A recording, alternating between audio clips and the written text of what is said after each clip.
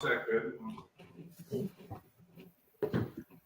I ain't even eaten nothing properly. Oh. Hey, how's Project Mbappe, bro? I'm seeing him start smiling. So when are the boots coming? Yeah, don't worry, man. The moment he starts walking, that's it. I got the playpen picked out. There's one. It's got the hoops and the goal net in there as well. So he's a unit as well. So say no more, man. Covering all bases. If that growth isn't 99%, I've got some HGH and testosterone lined up. If you need a little boost, he's still above the on the growth chart. The centiles, yeah, he's above the 99th still. So yes, love that. We move, man. This is why anyone out there, this is why you pick your wife well. Yeah, she got them Amazon jeans. Hey, listen, bro. When my missus, I saw her legs. I weren't looking at it like that. I was looking, it's gonna get me an Mbappe. That's what I was looking at. Right, let's get into it. Yeah. So, hello and welcome to another TouchyGooners podcast. It's your boy Dan Cougs back on hosting duty today, and I'm joined by two fellow TouchyGooners, Khalil HT3. How you doing, my guy? Doing all right, man. How are you? Yeah, not too bad. I can't complain. And the doctor, the man himself, Dr. Leroy, how you doing? I'm very well, thank you for asking. How are you, man? The Birdman hand rubbing.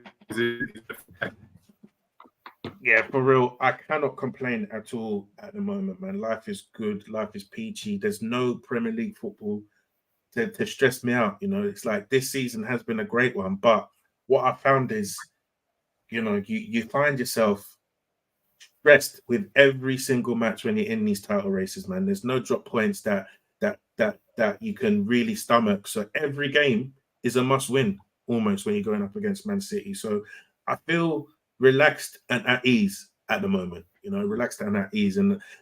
I'm looking forward to the Euros in a few weeks. So I'll be looking to enjoy that as well without the pressure of a Premier League campaign. So guys, thank you for joining us. This is your regular TouchyGooners, but there are a few changes coming up, right? So we might not always be recording on a Wednesday from next season. So there will be a bit more freedom for us. We're not going to be stuck with that same schedule. So, if you do have input or when you'd like to hear from the TouchyGooners, that would be much welcome. But from 24-25 season, the TouchyGooners were taking a bit more autonomy. We're trying to go out and make our own way. We're still going to be associated with the Touchline Fracker, but you might need to go and subscribe to the TouchyGooners podcast on your favorite listening platforms. If you're not doing that already, make sure you go out and do that. Leave us a 5-star review, leave us the comments, all of that good stuff. Follow us on the social media, the TikTok, the Instagram, and all of that stuff for the clips, the video content that we'll be looking to push out as well. But this week, you can see the pod name already. You are the Arsenal Director of Football Part 1, right? So if you missed it, you didn't get your chance to do this form, I'll repost the link on the TouchyGooners account where I basically gave you guys the control. The listeners had the control, and you get to decide what you're going to do with each of our squad players this season in the key positions. Not every single player, because I think there's some that we can all agree, they're not really going anywhere. Your William Salibas, your Bukayo Sakas, your Gabriel Martinellis, they're not on the move this summer. But there are some players who the future is a bit shaky, the future is a bit in doubt. And there's some players who their future is not necessarily in doubt, but maybe, just maybe, we can see a move transpiring for them. There's been some murmurings, this, that, and the other. So if you guys do want to go at, running the football club for this summer, running and being in charge of transfers, incomings and outgoings, make sure you go and click the link, give us your responses, because this will feed into our next couple of episodes. So today we're going to run through the defense. That includes the goalkeepers as well. So, Khalil, Dr. Leroy, very efficient, did this weeks ago when I pushed this out. So, feel free to change your answers if you can't remember what you put. I most certainly cannot remember what I put. So we'll just run through this and do how we feel at the moment, because Khalil, like you said before we started recording, it might have been a bad Zinchenko week, you know. And now the season's over, you can take a step back and think about things with a cool head. You might feel differently. So, you know, let's get straight into it. I'm going to start with the goalkeepers, right? So, first question I asked, and this was actually unanimous. So we've had about 70 responses so far on this, and 100% of people said they would like to keep David Raya for the 27 million that's been reported, rather than letting him go back to Brentford. So, Khalil, I'll start with you. You're in that camp, right? You haven't changed your mind. Yeah, I don't really see an alternative, even if I wasn't happy. I mean, at this point, he's obviously there was a big call by the management to go after David Raya after investing that much in Ramsdale already and giving him the new contract at the end of last season. But as we've seen, Raya has improved us incrementally. He had obviously a shaky start, but again, by the second half of the season, I think everyone could see that he is an upgrade on Ramsdale. So yeah, no brainer making the move happen. I just hope that this ends our carousel of goalkeepers that we have to keep bringing in every few seasons. But yeah, is what it is. He's the number one keeper for the foreseeable future, hopefully. And do you think the 27 million is value? Dr. Leroy, I'll come to you on this because I know you like the whole value conversation. Personally, I do think, because at the end of the day, you're buying from a playing club, and we've seen how important the keeper is for our game model anyway. So, one, I do think it's reasonable value. I think in terms of what we spent on other positions and in terms of the funds that we'd have available, I'd say 27 million to have a keeper that you're comfortable with, that can play your game, I think is well worth spending on. And the reason I want to keep Raya is he's not, in my opinion, the best keeper in the world. I think there is an upgrade potential there. But one thing I noticed, obviously, last season is we had a lot of instability going into the new season because we had like basically a midfield rebuild. This season, because of the Euros, I think one of the main things I want to keep is I want to keep a pretty stable group and be able to kick on, if you know what I mean. Because I think starting the season pretty stable is really important for that early season points accumulation. And I think we really need to be running up 90-something points. So in view of stability, less so much than I'm thinking he's the best keeper in the world, I don't think moving Raya out would make any sense at this moment in time. Yeah, I think that's really fair, actually. And the stability point is a good one because, you know, I think if you look at some of the sort of early season form that we had, I think trying to get Raya settled, trying to get Havertz settled. I think Declan Rice probably hit the ground running more than the other signings, but even him trying to play with him instead of Thomas Partey in the six early in the season, you know, there was some teething issues, I think, with all of the signings, even though I think eventually they all sort of showed their worth in different ways, barring obviously Yuri and Timber. And I think that stability point, because really and truly, I don't think anyone actually expected us to go for Raya, as Khalil alluded to last summer. And I think having continuity at the back will really bode well for, like you say, you know, putting up a big points tally next season. So, yeah, I'm not surprised that response was unanimous from all of the respondees. Because really and truly, I think Raya has done well. I think he has done well, you know, especially in the run-in, bar the Tottenham game. You could see and feel the calmness with the defense when we actually had to defend the lead. You think back to, you know, the Tottenham game, especially the Man United game, where you know, protecting a 1-goal lead, and compare that to last season. Even though I think Aaron Ramsdale made some good saves at Anfield, you don't really have that same level of assuredness and certainty that, you know, we are going to be able to see this game out. And I think Raya, with his high claims, etc., really boosted the feelings there. So yeah, unanimous to keep him for 27 mil. I think that's fine. So let's talk about the other guy between the sticks, Aaron Ramsdale. So 92% of people so far have said they would sell Ramsdale versus 7.7 that said keep him. No one said they would loan him out, right? And it was interesting. So the clip from last week's episode I put on the TL from Dr. Leroy, where he says it's your agent's job to get yourself a move and to get us a good deal. And I tend to agree with him. So, you know, Dr. Lee, are you still selling Ramsdale? I will only sell Ramsdale if the money is right. Now, in an ideal world, yes, you'd sell Ramsdale because from a wage allocation perspective, if he's on 120k a week as a backup keeper, that's just, it's wasted, it's inefficient in terms of your wage bill. But as I said, we have to draw a line in the sand of these giving away players, paying players to leave, and taking shit money. At the end of the day, I feel like we've moved past that point in the project. I feel like the project is now a project that people look to with respect and look to with envy, and people need to start respecting us in terms of the fees they offer us. Because if you look at like Chelsea under Roman and with Mariana, you're not coming to Chelsea with no chump change. Even if Chelsea were mudded that season, you're just not. They just have a degree of, the football world had a degree of respect for them. They wouldn't treat them like mugs. Whereas I still feel like we're trying to shake off that image, and people are still coming to us with like 15 million for Ramsdale. Muggy, man. I don't care what no one says. It's for a ride. They're taking it. So for me, I would sell him if the money is right.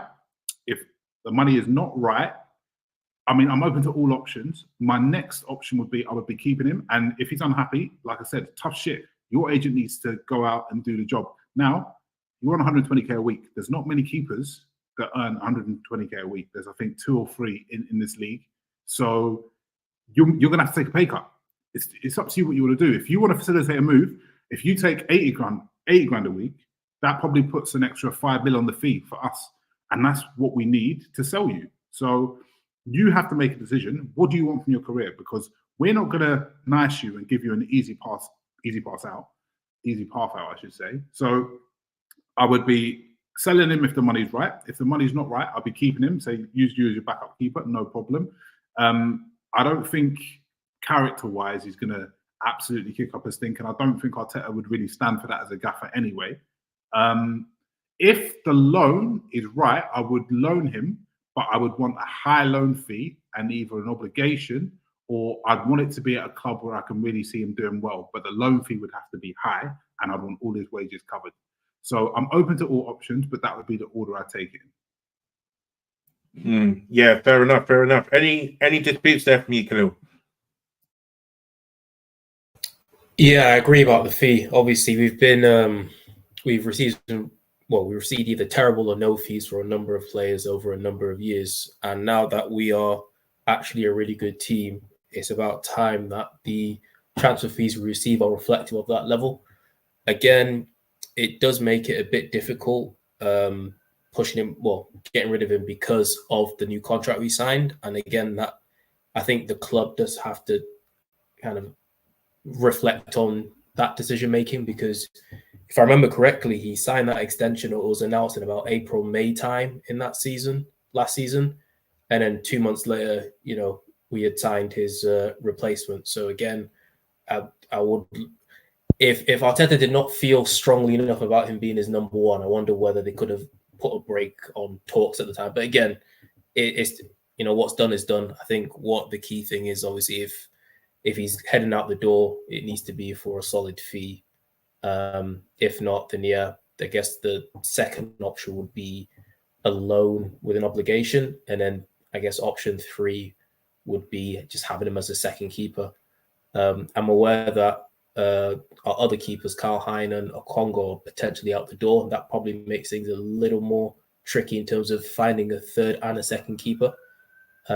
So yeah, it could be that he's here for, or I would say it could be that he's an Arsenal player for another year, whether that's as a loan player elsewhere or just sat on the bench. But yeah, I don't want to see any 10 to 15 million pound deals being struck, because we've seen worse players move across the league for more money. And again, like Leroy said, it's his agent's job to find a good deal, because I'm struggling to think outside of Newcastle and Chelsea, who may have deep enough pockets to give us a transfer fee. But again, that's not my worry. As long as the money is good, then, pack your bags, thanks for your contributions, and we move on. Yeah, I think you're both spot on, right? And it really comes down to, how much do you actually want to play, right? So, if you're telling us that you're super unhappy at Arsenal being a number 2, you want to play for England, this, that, and the other, then the fact that you sign this new contract should be second priority to you. You're 25 years old. You got, 8, 9, 10 more years of your playing career to earn big money. If you back yourself, you want to be England's number 1, then maybe you are more willing to take that pay cut to make a move. Like it, I think people always look at it where they expect the club to be the one to make the compromise on the fee, when actually, the club gave you that contract. You can sit on the bench. Do you get what I'm saying? Like, there are worse keepers that we can have as the number 2 at Arsenal Football Club. And the way I see it is, if no one is giving me the funds and the fee that I want, then that means you're also not willing to make that compromise for your pay. Someone will say, "Oh, why the club gave him that contract? Why should he, give that money up?" Well, he doesn't have to, but likewise, the club doesn't have to accept a lower fee, because, when they do sell Ramsdale, they're going to have to replace him, right? So, if you're not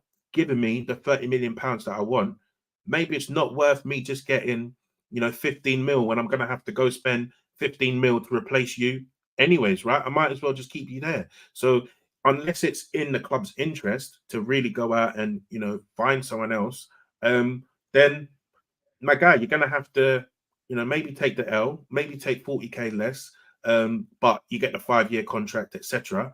And you get to go and play. So, I think it does come down to, what the players' priorities are, because, we've seen it in lots and lots of scenarios where, a guy's happy to sit on the bench because, he's not going to get that piece elsewhere. And if Ramsdale, that's his lot, then that's his lot. And Arsenal don't really have to think about the goalkeeper position going forward. Go for it. Let me add 2 points to that as well. If we take, so like, obviously, as I said, no one likes wastage, and spending the kind of wages we are on a backup keeper, that's wastage. But if we take a shit fee, that kind of, we might as well waste the money on the wages and keep the player and not go through the faff of having to replace someone, etc. Because if we look at, what did he cost? What, 24 plus 30, 24 plus 630, whatever. Let's say it's 30. Let's call it 30 and a 5-year contract. So in terms of book value, what's he got left? Was it 6 million a year, whatever? So let's say 12 million. So let's say he's got 18 million of book value. If we take 15 million, you're taking an L. You're taking an accounting loss. You're not even making any profit on that from a PSR perspective. So you can't take anything under that, at least. Otherwise, you're making a loss and you're just shooting yourself in the foot. And you ideally want to at least create some space on the accounting perspective to replace him on a cost-neutral basis. So plus, he's homegrown as well. So you're losing that benefit, assuming you don't get another homegrown number 2, etc. So yeah, I think with Ramsdale, he stays, or we get the good fee. If I'm Arsenal, me too. Yeah, I think that's set in stone. They need to dig their heels in over that one for me. Yeah, 100%. Yeah, 100%.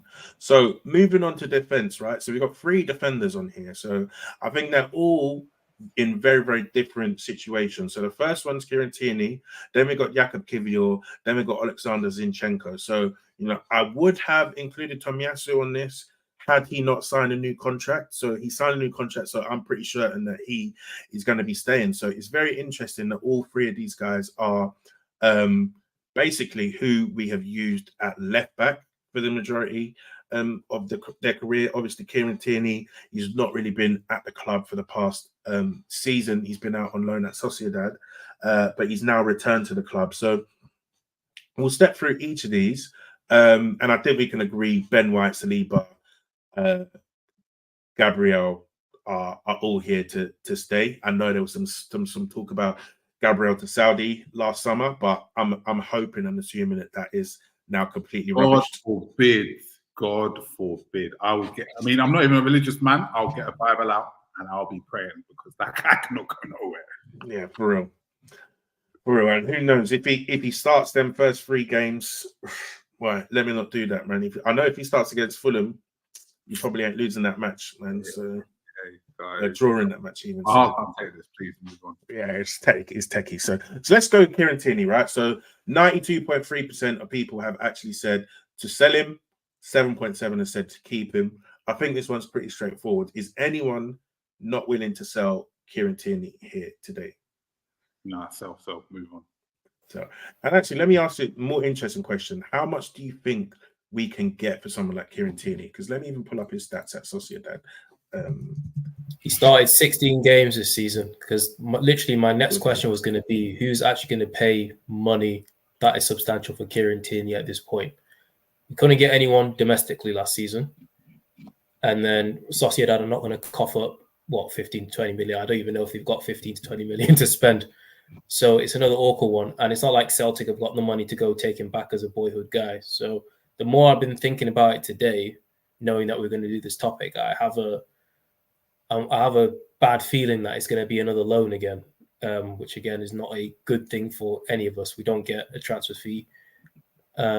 Again, we don't get money in, and I don't think his book value will be that high, because I think when he signed his extension, it would have been like 2 years ago now. So I think he's probably got like 2 years left in his contract. So he should be in the sweet spot where if we were going to flog him, it'd be quite easy. But again, you don't play a lot. It's hard to improve your value. So yeah, I think the bigger question is who's going to stump up the money again. Yeah, from an accounting perspective, he should have wiped off his value really, because he's been here for a while. So it should have been at least off all pennies.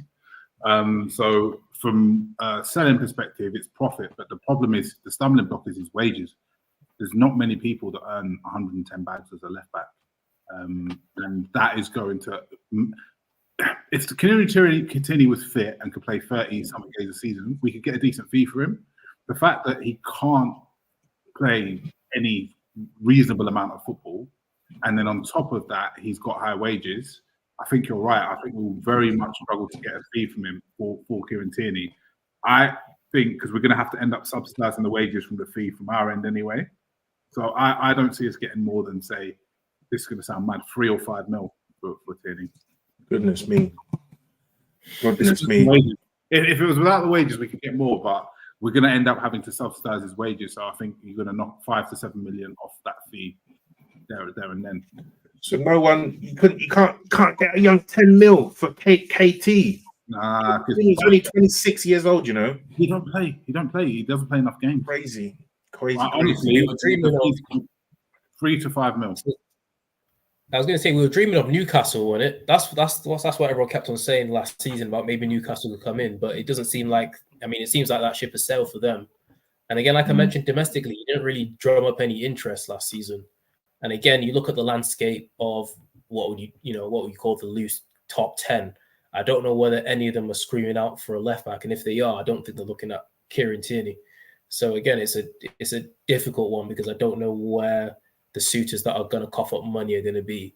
And only 2 teams that I've got hope for are Everton, because they're thick as shit, and Fulham. Not Fulham, Aston Villa. I see an Embry link up. Maybe. The thing is, it feels like to me his injury problems have actually gotten worse. If anything, like just looking at it, there was no continuity in his appearances at all last season, right? So I feel like at Arsenal for each season we at least got like a good stretch out of him. But looking at this, he played 4 games, hamstring injury for 6-7 games. Then he plays 7 games, hamstring injury for 5 games. Then he plays 7 games, adductor injury for 2 games. Then he plays 4 games. And it's just like, what sort of season is this where you can't even rely on this guy to give you 10 games in a row? So I think, yeah, I do fear that you guys are right that this one is going to be a very, very minimal fee if we're able to get anything for him. Otherwise, it's going to be probably a loan with a 10 million option or something like that, maybe. And with this guy's fitness record, who knows if that option's even taken up by any club. So yeah, that one's a difficult one. But I think we're all agreed that it's time for Tierney to probably try and leave the club at this point. So quick question, sorry. Quick question. Do you think we get more money for Tierney or Tavares? Oh my god. Definitely Nuno. Definitely Nuno. Because Nottingham Forest turned down their option to buy him for 10 mil, was it? Yeah, but it's because he's a crackhead though. Like he's like, like no. Do you know when like you've dated a girl, she's crazy, so you wouldn't go anywhere near her. But man thinks she's nice, and because they haven't dated before, they will go near her. That's Tavares. Like I think a club who's never had the Tavares experience will go there, but anyone who's been there knows he's an absolute lunatic. So they probably won't. I think you can get a continental club to buy Tavares, if that makes sense. I can definitely see him go back to Portugal. I can see him, leaving to a club in Spain or something like that. Whereas I can't see that for KT. Can't see that at this point. So, Khalil, are you still there? Yeah, my laptop just randomly started to restart. So, yeah, I'm on my phone at the moment. Okay, no problem. I can see us getting 8 to 10 mil for Tavares, no problem. I literally 3 million to 5 million max for Tierney. Yeah, I think the Tierney one is going to be depressing. I think if this guy was a very, very good left back, so it's a shame to see him going outside in this way, man. So yeah, let's move on to Jakub Kiwior. So this one's a bit more interesting, right? So 90% of people have said keep him, 4% have said sell, and well, I'm rounding up here. So 5% have said sell, 5% have said loan him. So Jakub Kiwior, what would you do with him? Khalil, I'll start with you. You're off mute, so go for it. Yeah, so I don't see there being any value in moving him on. He's not a world beater by any stretch, but I think I made this point on the last pod, which is the one position that he's primarily supposed to be playing in is left centre back, which he hasn't done at all because of Gabriel being great. We've seen him play as a left back. We've seen him play inverted. We've seen him play as traditional. It's not his strength, but I don't see it being the end of the world if he's a backup centre back option, which he should be. I don't see any other teams coming in and giving us a solid transfer fee either. So again, I don't see where there's value in moving him on. And it's not like we've got an academy prospect or a young G who can potentially be a backup in his place. So again, he's just kind of backup by default. And I think he can be useful as a backup centre back. But again, ideally, you don't want to see Gabriel out of this team. So yeah, it is what it is. I don't see any particular value moving him on. And I don't see a club that's going to come in and give us enough value to consider moving him on as well. Yeah, I think it's interesting. To be fair, though, he is linked with clubs in Italy, right? So I've seen AC Milan show some interest in him. I think that was last January. They wanted to buy him before we bought him, so I think that interest has been there for a while. Yeah.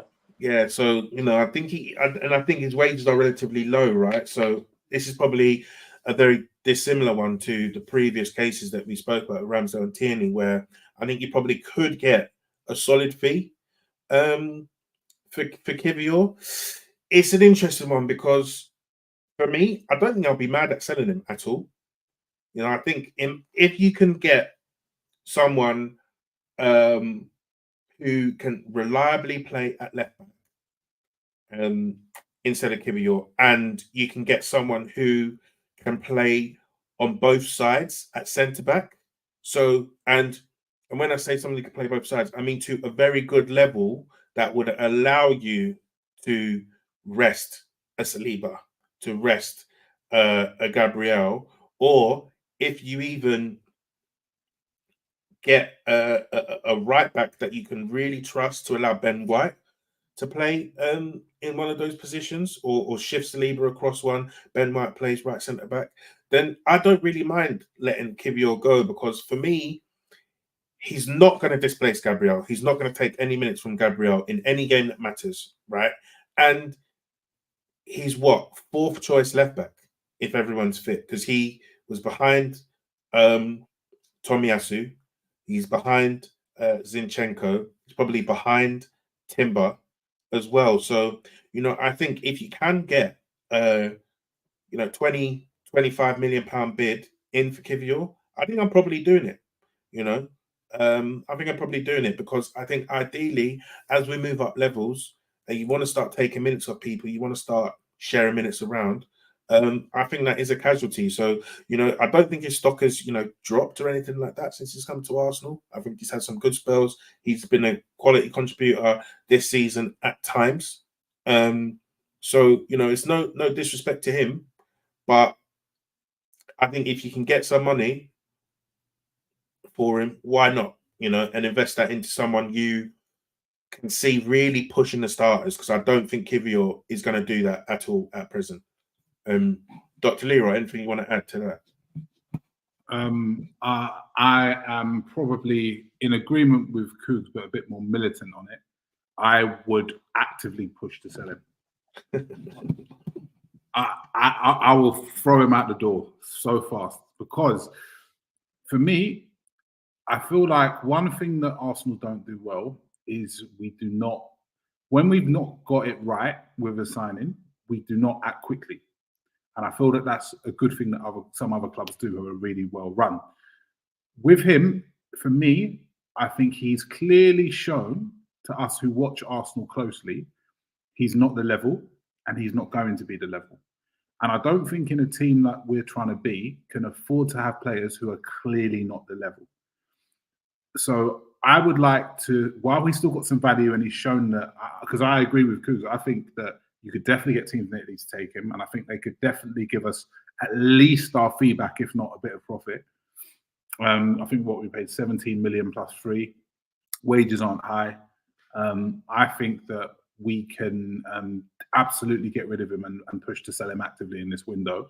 And I would bring someone who is either young and he's going to push and who could be the level, or someone who's like a Timber who's a bit close, or Tomiyasu who's a bit closer, who can come in and really do a job.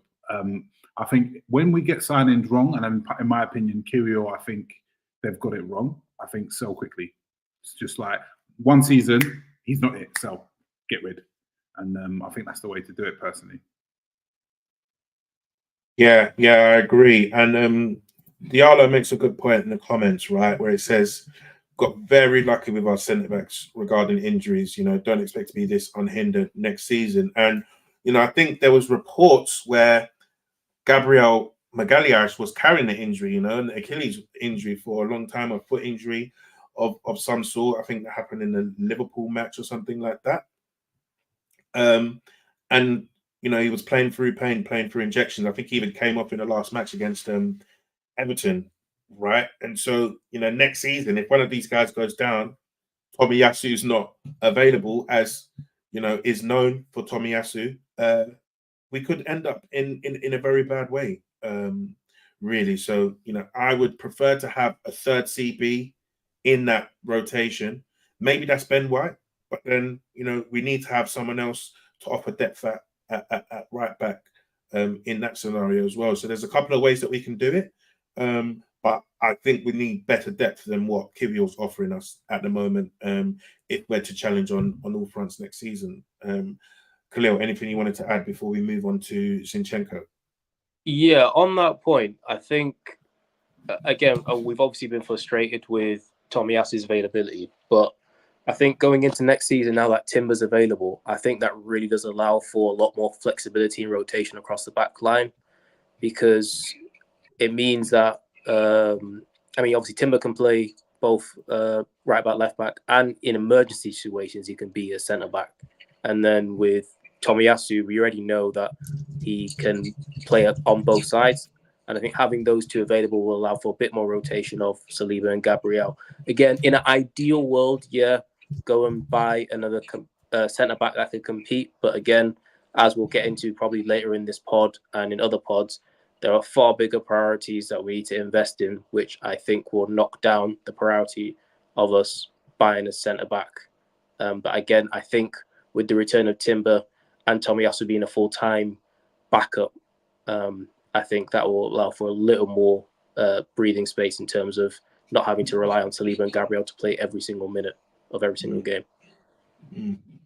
Yeah, fair play. And who knows, that maybe that was the plan this season, with Timber in there, to take minutes off Ben White at right back, take minutes off the other guys at centre back, either directly or through playing Ben White at centre back as well. So let's move on to the last guy that I wanted to discuss today, which is Alexander Zinchenko, I should say. And this one was a bit more split, right? So 72.3% of people have said sell him, actually, and 27.7% have said keep him. I'm not sure what those responses would be like at present, but that was it. That was the vote at the time when we did this poll. So this one is interesting because this has probably been the biggest variance. And when we get onto midfield, there are some, bigger splits about what to do, especially when you look at, Smith Rowe, Vieira, Partey, Lokonga, Jorginho, etc. But we're only doing the defensive guys, so you're going to have to listen in next week to hear on the midfielders. But this is probably the most split in terms of our defenders. So, Dr. Lira, I'll start with you. What would you do with Zinchenko? That is such a tough question. And the reason it's a tough question is because of the contractual situation. If we move the contract from the whole picture, I would be keeping Zinchenko. The reason I keep Zinchenko is because I feel that we haven't used this player to his maximum potential yet, partially because of injuries. But I feel that he's quite a unique player. I think there are a lot of games that I feel that him playing in the left-back role that he's been playing will be extremely useful for us and helpful for us. I still think that he could be used in more positions than he is, and I think he could still be useful in more positions and more tactical setups than he is, particularly in midfield. I think he can actually play well in a couple of midfield roles, and I see that mainly off the bench in games that are very tight, but from the start as well. So I feel that Zinchenko, injury prone, yes, but he's a very useful Swiss Army knife type player that I would like in my squad. He's not on an absolute fortune. He's not on a lot of money. He's on Ramsdale money. So fine. The problem is he signed a 4-year deal and he's got 2 years left. Now, this is also a player, in my opinion, that will have some value in the market because of his uniqueness and because of, I don't know, all these coaches copy each other, so it's copycat technique. But I feel that a lot of coaches would want Zinchenko in that inverted left fullback position. So because of that, and because there's 2 years left, I feel that we have to sell him unless we're committing to renewing a new contract. If we committed to renewing a new contract, for me, I wouldn't want to put his wages up too much, but I would give him another contract, like a Tomiyasu style contract, if he would accept it, like an extra maybe 2+1 or 1+2 or whatever, or 1+1, sorry, on top of what he's got now. But in summary, I would probably sell Zinchenko, but mainly because of the contractual situation. But if there was a way to keep him and not really absolutely tank his value and have him a year left on his contract, I would be keeping him because I feel like he's a useful player in the squad, if that makes sense. Yeah, fair enough. Khalil, what's your thoughts on Zinny? Yeah, like I was saying before, I think when I filled out the form, I was very much on the mindset of get rid, flog him, sell him. I don't want him in my club. Um, I've reeled it in a bit. However, I'm still very much open to selling him this summer for contractual reasons. And I gotta be honest, on the pitch, yeah, he can invert, he can help, sustain pressure. He could be a good passer, but I'm sorry, man, I can't get past the stripping. Like in my mind, I'm still playing Aston Villa at home, and that guy he just doesn't care about the offside trap at all. This guy, he's just on his own plane. Like he's made mistakes that are telling. Like I'm kind of at my wit's end with him. So I'm not actively. He's not like number one on the list of players I need to get rid. But as long as we're going into the season and we're not relying on him being a starter, I can live with that. Because I'm glad that compared this season to last season, we're nowhere near as reliant on him to do a number of things in order to sustain pressure, in order to progress the ball and all that. I'm really happy about that because this trade-off where, because he's good on the ball, you have to accept just how ridiculous he can be bad defensively. I'm just tired of it. So from that standpoint, I'm open to selling. And as Leroy's pointed out, we haven't actively engaged in contract extensions, which means that if we were to sell him, it would make sense to get the ball sort of rolling now. I don't know whether he's been linked at all because I feel as if he would have heard clubs, general interest in a player at this point in time, but we haven't really heard anything. It seems like Zinchenko, based on what he was posting at the end of the season, he wants to stay. So I don't think his mindset is looking for minutes elsewhere. And because he has got a lot of minutes at Arsenal, if he was to stay, I don't think we have to worry about his value depleting because I think Arteta does like him. He does give him, a solid amount of appearances. I don't think we have to worry about it in the same way we worried about, Ramsdale, for example. So yeah, I think if he was to go this season or next season, we'd get a similar amount of money. So again, I'm not worried from that aspect. But yeah, I'm close to being sort of mentally done with him. I appreciate that last season he came and changed our lives, but yeah, this season I felt a lot of frustration watching him play. And it's not to say that he hasn't had good games, but again, I just can't deal with the trade-off anymore, man. You need to be, you can't be that flawed if we're really going for a title and Champions League on all fronts. And again, if Timber was fit this season, I think we would see what it's like to have a defender who can do all the ball progression and carry, and is also not a stripper defensively. So yeah, that's my thoughts on Zinchenko. Yeah, I think that's really fair enough. And I think, another point that is quite prescient when it comes to analysing Zinchenko's contribution to the team is he is so injury prone as well, right? So even when he is in a good place, like you mentioned, Khalil, the previous season, first season at Arsenal, he still can go missing for 10 games, in crunch time. And I don't like relying on players or having players who are necessarily pillars in the team, where he has big build-up responsibilities whenever he plays. That gives Arteta, he can be, like Dr. Leroy says, like you said, he can be a very useful player tactically for us. But if you're not available at a time when we're playing a team where you might really cook against them, then what use are you? Do you get what I mean? Like having these guys who are, tactical weapons, but are also not available all the time is increasingly frustrating.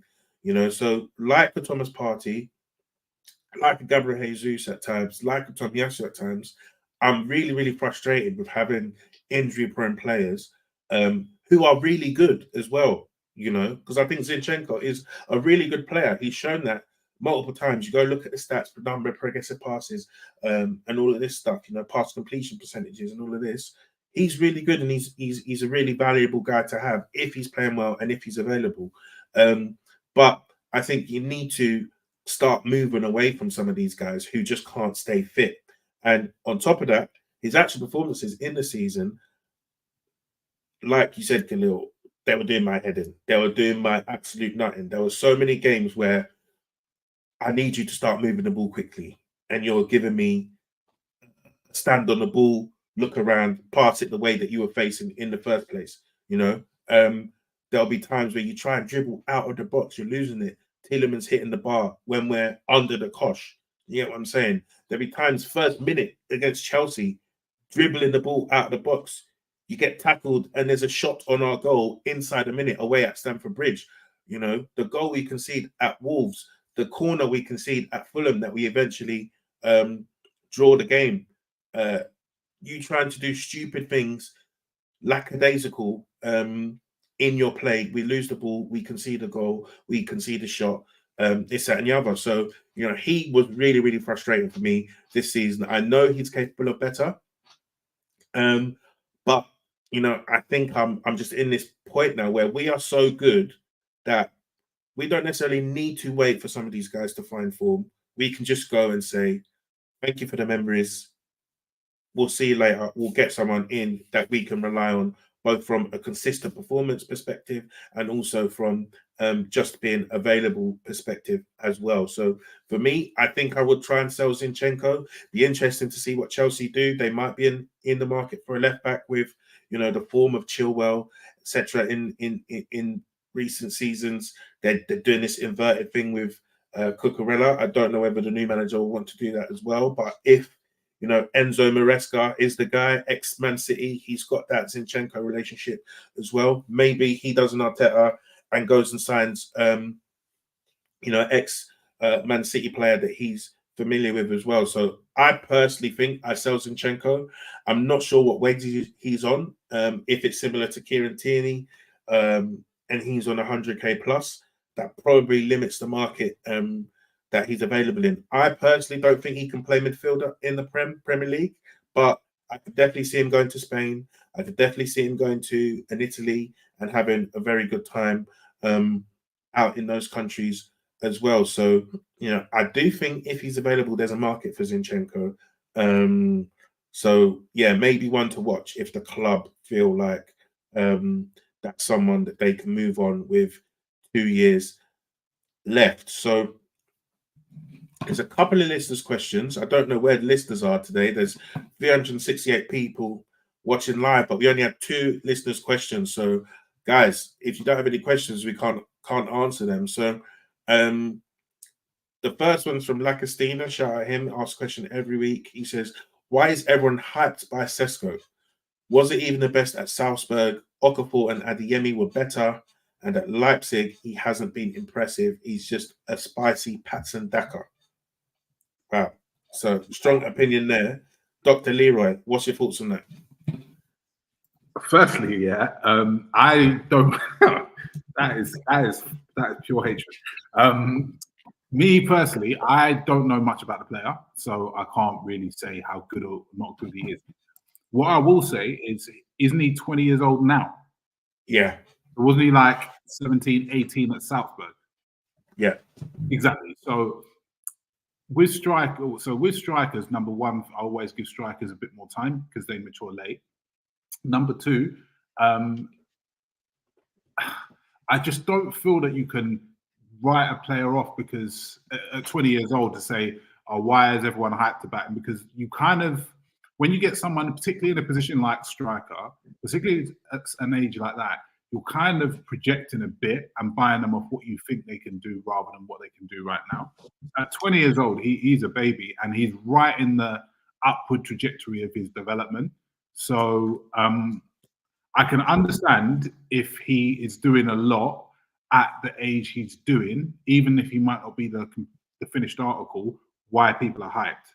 Because really and truly, if you're getting a striker at 20 years old, even in any Big 5 league, really, who puts up numbers consistently, maybe not a flash in the pan season, but he can do it back-to-back seasons and shows constant progression, how many of those people really fail?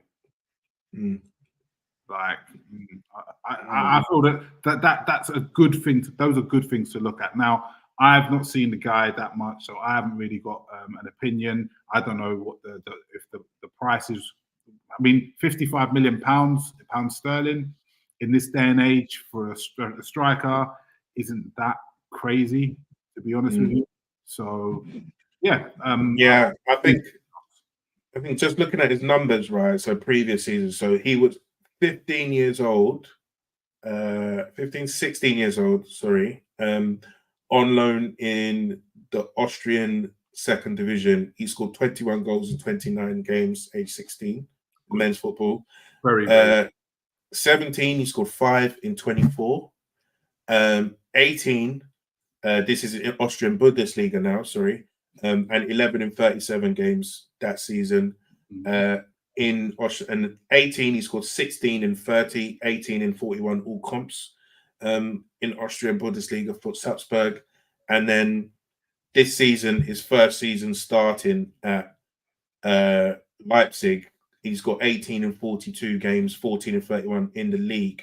And I think it was something like 18 starts in the league, right? So 14 and 18 there.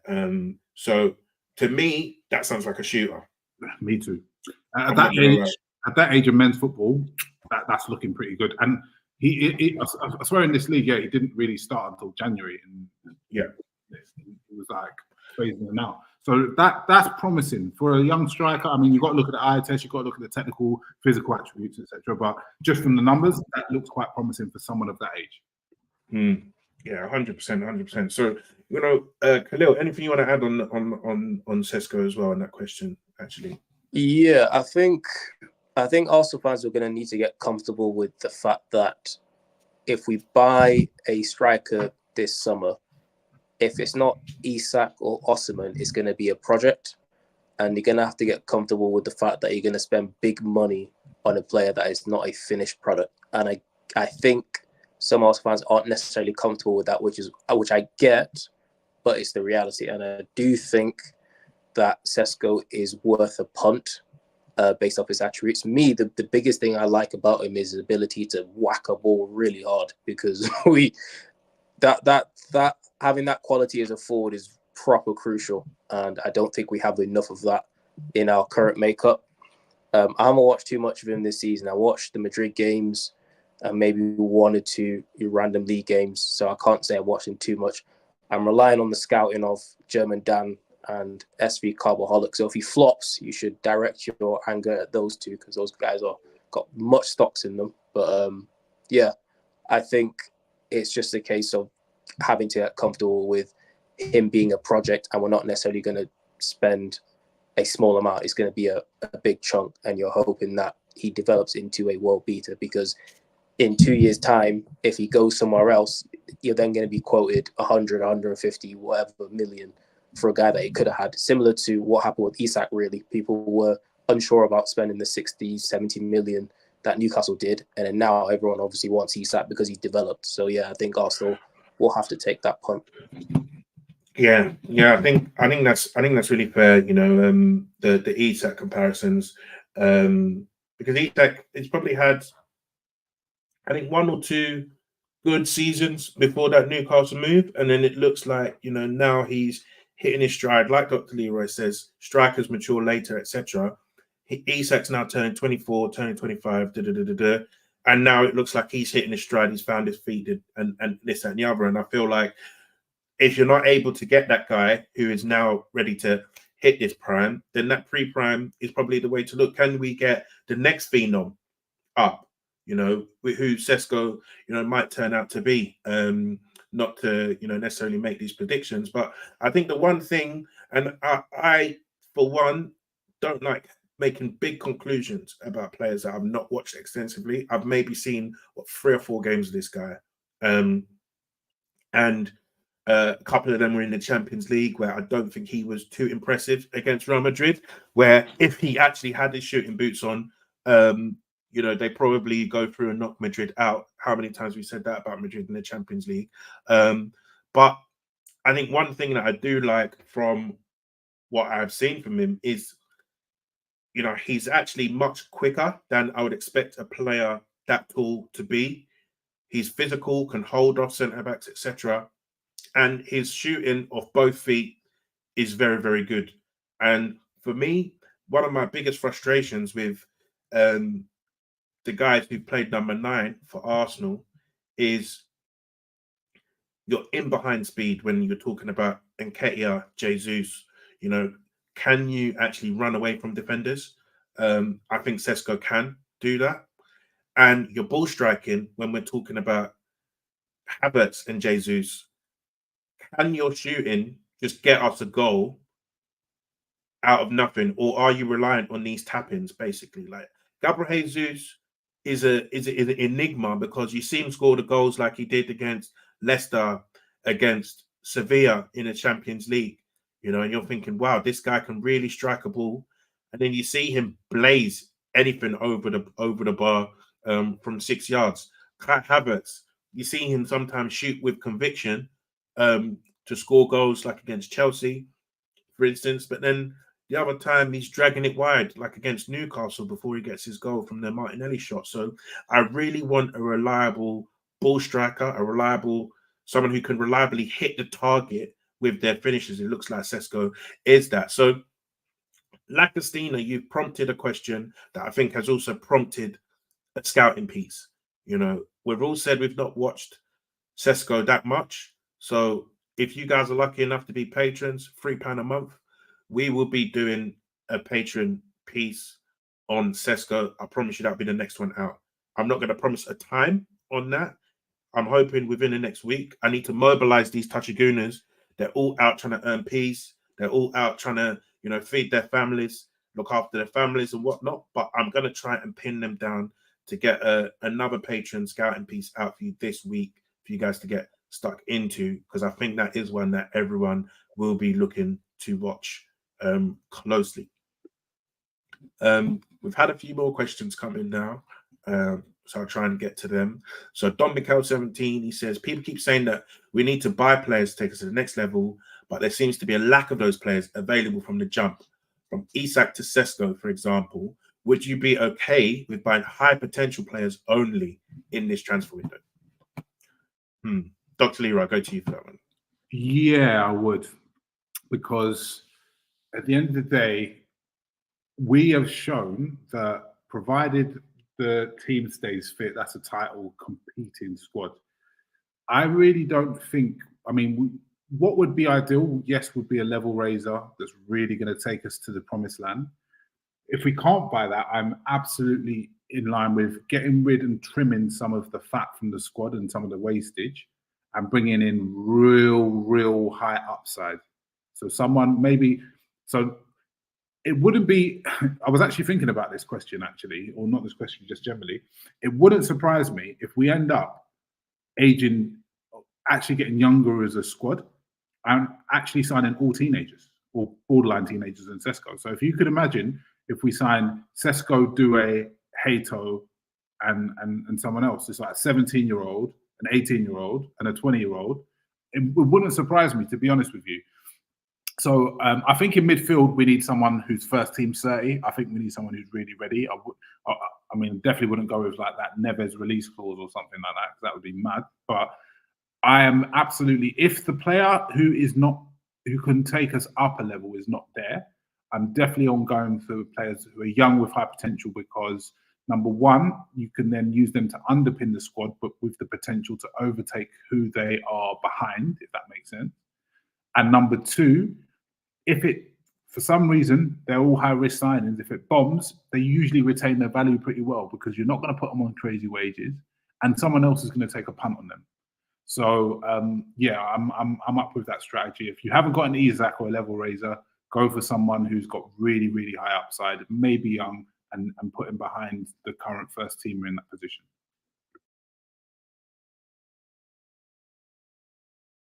Sorry, I was on mute. Yeah, I think that's really interesting, right? Because I think I agree with you.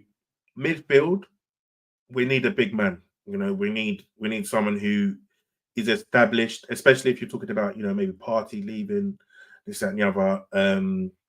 But I think we need someone who can come in, slot in there, and be the guy from the get-go. I think that's a starter, right? Whereas if you look at the rest of the team, positions that we need to add, so say people want a winger, I think Saka, Martinelli, they're 22, turning 23 next season. You talk about fullback, defense. Our defenders aren't necessarily, that old. Saliba, 23, turning 24. Gabriel, 26, turning 27. Ben White, similar age as well. Left back, Jurriën Timber is 22. So I think if you're talking about adding to these guys, you want the next phenoms to come in and take minutes from these guys, not just any squad player. Is the way I view it. And I think you've got the likes of Trossard, who's there in the attack, that can play anywhere, that is trusted. And probably what we are lacking at the moment is guys that really have that top quality, but and the way that I would say it, would be happy to, maybe be more of a bench option. Do you get what I'm saying? Or they're a bench option, but they can play in multiple positions, so they're going to be grateful for the minutes. So one week you sit Martinelli down, the next week you sit Saka down, one week you sit Timber down, the next week you sit Ben White down. So your minute can be played in lots of different positions whilst you're learning the game still. So for me, I think other than centre mid, I don't mind going young as well, like Dr. Leroy said. I think that is probably a viable way to sort of build the future of the team, satisfy what a lot of the wants and needs might be in the squad, and you really reduce the number of players that you're trying to give these minutes to put that into one player, if that makes sense. So if you, for example, Reece Nelson and Emile Smith-Rowe barely saw the pitch this season, but combined, give those minutes to one player who can play on the left wing, on the right wing as well, then you're probably in a better position as a squad. Your squad's gotten deeper whilst actually, making it smaller. So yeah, Khalil, anything you want to add to that? Yeah, just very briefly. I think the missing components from this squad aren't anything to do with sort of experience. I think it's just purely just quality and profile. So whatever format comes in, whether it's a younger player that may need a little bit of work or someone that's ready, I don't really care at this point. As long as whoever's been brought in is bringing something that we don't already have, then I'm all for it. I'm not really caring too much about the profile outside of that. Yeah, fair play. So Uncle Anko, he says, what's the minimum we'd accept for ESR if he's to be sold? Okay.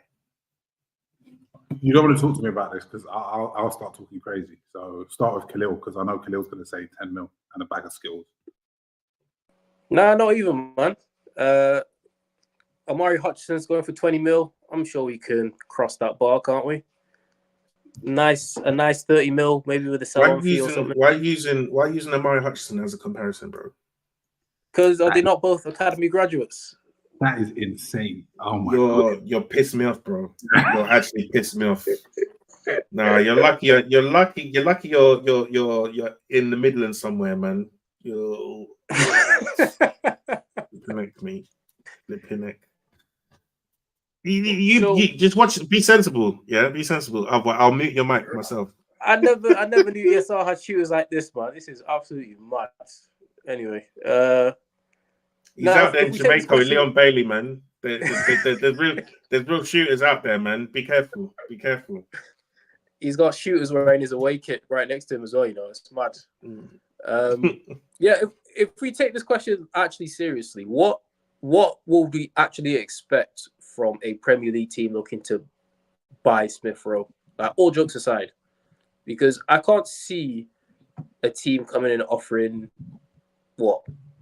50 mil, because I'm assuming that's what some of the guys in the TouchyGooners trap are going to say. They're going to compare him with someone like Cole Palmer, who went for 40 odd million. I don't see us getting near that.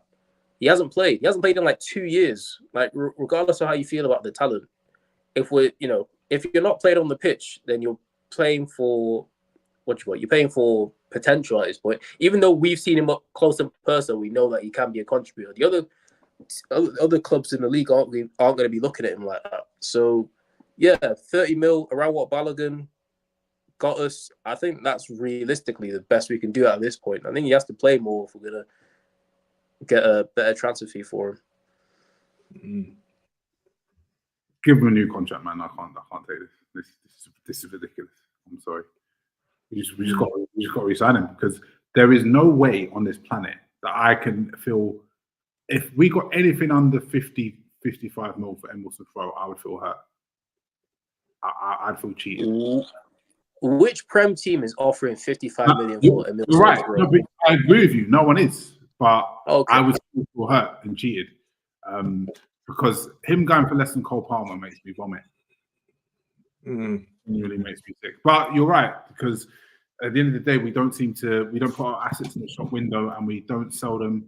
We don't sell them at the right times, and he's only got 2 years left on his deal. So I think we will realistically end up with 30 plus add-ons. But I still feel that whoever's getting that deal is getting a bargain. Yeah, I definitely agree, man. I definitely agree. Like, for me, I don't want to sell him. You know, I'll just put that on the record. And I think if you look at it, what we sold Willock 25 plus 5. Iwobi was something like 35 plus 5. I think Oxlade-Chamberlain was something like 35 plus add-ons as well. I think you'd need to be getting a higher fee than those players for me, if you want to call it good business for Arsenal, right? And unfortunately, I think we're in a position where we've not, as you said, not put him in the shop window to really, display his qualities. So, are you able to get that realistically? I'm not too sure. For me, he stays and he plays. And if you're not going to do that, then, I think Arteta needs to make a very clear decision that he needs these guys to go and let them make their careers elsewhere, as difficult as that will be. I think, personally, if you do let ESR go for peanuts, the potential for there to be, high fan backlash there, because he is a big fan favorite at the Emirates, especially, is quite high. I think that the chances of him going elsewhere and doing well is very high. And I think people and Arsenal fans seeing him do that, not in an Arsenal shirt, will be, very, very disappointing. So, I think it needs to be probably the record sale for an academy product, or an academy product that we've had, for that sale to be justified, personally. And do I see that happening? I'm not too sure. Not too sure at all. So, last question here from Tommy Ajayi. How much can we raise from summer sales, and who will go for the most money? Yeah, interesting one. Khalil, hit me. So I think we can get rid of, if it's a really productive summer, I think we can get rid of 5 players. Off the top of my head, I'm thinking Nketiah is out the door, Nelson's out the door, Ramsdale's out the door, and then the other 2, it's kind of up in the air and contextual. So maybe it's Smith-Rowe, maybe it's Kivior, maybe it's Zinchenko. But I think from Nketiah and Ramsdale, I think that should take us, if all goes to plan, that should take us over the 50 mil mark comfortably. Right? You're probably looking at, 30 mil each for both of them. If on the conservative side, maybe. Maybe I'm being a bit optimistic. But yeah, you're looking at 60 million combined for the 2 of them.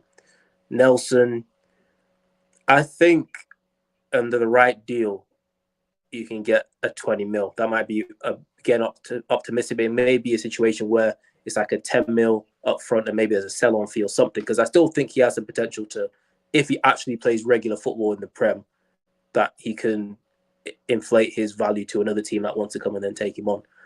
And then, the other 2, we just discussed this Smith-Rowe. I think if he does go, he'll go between, 30 and 40. So I think there is a solid path to getting 100 mil in sales, 100, 120 mil, and a lot of that will be pure profit because it's going to be a bunch of our academy players, which is obviously very good. Worst case scenario, I think in the worst case scenario, I think Nketiah goes regardless, and I think there's one of the sale out of Smith Rowe, Ramsdale. So again, on the low end, you're looking at maybe 50 mil in sales. On the high end, you may be looking at like 120, which isn't bad. Again, because you just need to be able to facilitate what you want to do elsewhere. We're not reliant on sales. It's just that sales helps us get to where we want to get to quicker. So I think that's what I'm looking to. Maybe on the high end, 5 sales, looking at maybe like 120-ish. On the low end, 2 sales, looking at like 50-ish. Because there's guys spread around as well. So there's obviously the Nuno Tavareses, the Tierney's, the Lokongas of this world as well, right? So I think, all things considered, sort of these fringe guys, added on top, I think I'll be very disappointed to not breach 100 mil in sales this summer. I think that would be a failure, really, if we're stuck doing more loans for guys that are on relatively lower wages, like your Lokongas, like your Nuno Tavares is. I think Smith Rowe is actually on a very low wage. I'm pretty sure he's not earning above 50k 80 bags per week. Do you think he's on the 80? Because he signed a contract on 80 bags. Yeah. Okay, so I definitely think Eddie's gone. I definitely think Reece Nelson's gone. I think Reece is chilling. Do you think so? I think he's chilling. I think he won't go nowhere. He was so close to leaving last summer, though. Yeah, but he's got a 100k contract now. He loves Arsenal. I think he's just gonna chill, bro. I think he's gonna be there, like taking pictures, doing like fashion show. Hey. Yeah. I definitely think if Eddie doesn't get 100 mil in sales, I'm really, really sidelining him this summer. I think in previous summers there's a lot of excuses. Arsenal aren't that good. No one wants to buy our assets. We're very good now, man. We're very good now. Certain man, have contributed in this team that has been good, like your Nketiah, like your Smith Rowe, like your Ramsdale. So sell these guys and get good money for them. The same way we see Chelsea do it. Same way we see Man City do it. Man City are selling man for 20 mil that ain't touched a Premier League minute, in their life. 19-year-old goalkeepers going for 19 mil. They're asking me to sell Ramsdale for 15. I can't fathom it. I know wages and all of that stuff are factors. People, please, before you start atting me on Twitter, but please, let's be guided here. I'm seeing them sell Bazunu for 10 million to Southampton.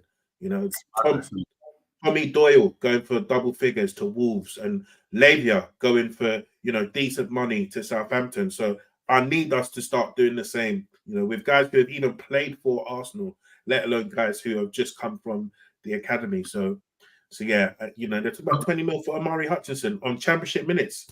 Yeah, come on, don't forget Patino as well. Yeah, so there's guys we need to be selling. We need to do business. Oh yeah. We need to be doing. We need to be exchanging funds. Yeah. So wait, but a gentleman's bet, we're not going to breach 70 mil, even if we sell all these guys. Do you think? Yeah. If we sell all of them, if we sell all of them and we don't get 100 mil, we sell all of them. Then Eddie's taking brown envelopes under the table, because I don't understand how you can compute that. I'm telling you, because I feel that we're going to get significantly less fees, just because all these players we want to sell, and we never do the uncomfortable sales. Do you know what I mean? The only way I see us breaking 100 mil, in all honesty, is if we sell someone like Gabriel Jesus unexpectedly. Try.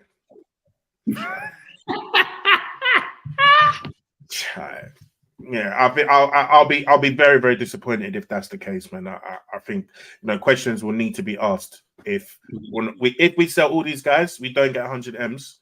I think questions need to be asked. I'm telling you, we're gonna see Nketiah for 15 plus 5. We're gonna see ESR 25 plus 5. We're gonna see Tierney 3 million, Nuno Tavares 6 million, Aaron Ramsdale loan with option. Honestly, I'm telling you, I can see it. I can see it already.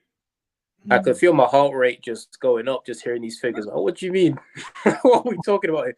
It's like Reece Nelson, 8 million.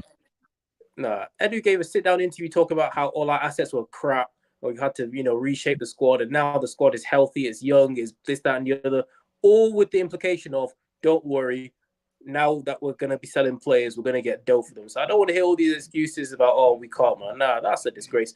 Armando Broya, I was hearing him being quoted at like 40 million. This guy's done absolutely nothing as a Premier League footballer, man. If he goes more than Nketiah, there's something seriously wrong. Like, it just does not make sense anymore. I agree. But you know what, guys? Let's leave it there.